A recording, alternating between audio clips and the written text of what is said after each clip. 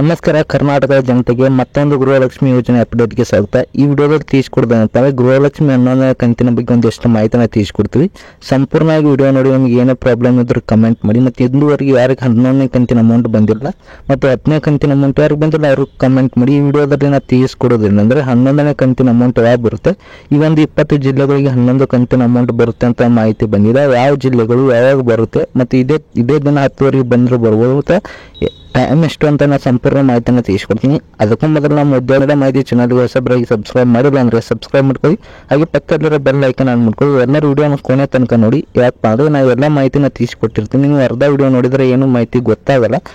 ಕೊನೆ ತನಕ ವಿಡಿಯೋ ನೋಡಿ ನಿಮಗೆಲ್ಲ ಮಾಹಿತಿನ ಗೊತ್ತಾಗುತ್ತೆ. ಬನ್ನಿ ಕೈ ವಿಡಿಯೋನ ಸ್ಟಾರ್ಟ್ ಮಾಡೋಣ. ನೀವು ನೋಡ್ತಾ ಇದ್ರೆ ಕನ್ನಡ ಮಾಹಿತಿ ಇಲ್ಲ ತಿಳಿಸ್ಕೊಡ್ತೇನೆ ಅಂತ 11ನೇ ಕಂತಿನ ಅಮೌಂಟು, ಗೃಹಲಕ್ಷ್ಮಿ 11ನೇ ಕಂತಿನ ಅಮೌಂಟು ಇವತ್ತು ಅಥವಾ ನಾಳೆ ಜಮಾ ಆಗುತ್ತೆ. ಈ ಜಿಲ್ಲೆಗಳಿಗೆ ಜಮಾ ಆಗುತ್ತೆ. ಯಾವ ಜಿಲ್ಲೆಗಳಪ್ಪ ಅಂದರೆ ಧಾರವಾಡ, ಕಲಬುರಗಿ, ಬಿಜಾಪುರ, ಬೆಳಗಾವಿ, ಬಾಗಲಕೋಟೆ, ಯಾದಗಿರಿ, ರಾಯಚೂರು ಮತ್ತು ಹಾವೇರಿ, ಗದಗ, ಕಲಬುರಗಿ, ಉತ್ತರ ಕನ್ನಡ, ದಕ್ಷಿಣ ಕನ್ನಡ ಇಂತಿಷ್ಟು ಒಂದಿಷ್ಟು ಜಿಲ್ಲೆಗಳಿಗೆ ನಾಳೆ ಅಮೌಂಟ್ ಅಥವಾ ಇವತ್ತು ಅಮೌಂಟ್ ಜಮಾ ಆಗ್ತಿದೆ.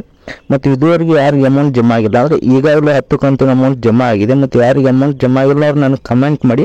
ಅದ್ರ ಬಗ್ಗೆ ನಾವು ಒಂದು ವಿಡಿಯೋನ ಮಾಡಿಕೊಡ್ತೀನಿ. ಮತ್ತು ಯಾರು ನಮ್ಮ ಚಾನಲ್ಗೆ ಹೊಸಬರಾಗಿ ಬಂದು ಸಬ್ಸ್ಕ್ರೈಬ್ ಮಾಡ್ಕೊಂಡಿಲ್ಲ ಅಂದರೆ ಸಬ್ಸ್ಕ್ರೈಬ್ ಮಾಡ್ಕೊಳ್ಳಿ. ಮತ್ತು ಈ ವಿಡಿಯೋನ ನಿಮ್ಮ ಫ್ರೆಂಡ್ಸ್ಗಳು ಶೇರ್ ಮಾಡಿ. ಯಾಕಂದರೆ ಅವ್ರಿಗೆ ಕೂಡ ಒಂದು ಸ್ವಲ್ಪ ಮಾಹಿತಿ ಗೊತ್ತಾಗುತ್ತೆ. ಎಷ್ಟೋ ಜನಕ್ಕೆ ಅಮೌಂಟ್ ಬಂದಿಲ್ಲ ಇದುವರೆಗೂ, ಅದಕ್ಕೋಸ್ಕರ ಈ ಮಾಹಿತಿನ ಅವ್ರಿಗೆ ಶೇರ್ ಮಾಡಿದರೆ ಅವ್ರಿಗೂ ಕೂಡ ಒಂದು ಸ್ವಲ್ಪ ಅಮೌಂಟ್ ಗೊತ್ತಾಗುತ್ತೆ, ಯಾವಾಗ ಬರುತ್ತೆ ಏನು ಮಾಹಿತಿ ಅಂತ ಗೊತ್ತಾಗುತ್ತೆ. ಅದಕ್ಕೋಸ್ಕರ ವಿಡಿಯೋನ ಶೇರ್ ಮಾಡಿ. ಮತ್ತು ಇನ್ನೊಂದು ಮಾಹಿತಿ ಏನಪ್ಪ ಅಂದರೆ ಇವತ್ತಿಂದ 11ನೇ ಕಂತಿನ ಅಮೌಂಟ್ ಬರುತ್ತೆ. ಈಗಾಗಲೇ ಎಲೆಕ್ಷನ್ ಮುಗಿದಿದೆ, ಆದ್ದರಿಂದ ಒಂದು ಸ್ವಲ್ಪ ಡಿಲೇ ಆಗಿತ್ತು ಮತ್ತು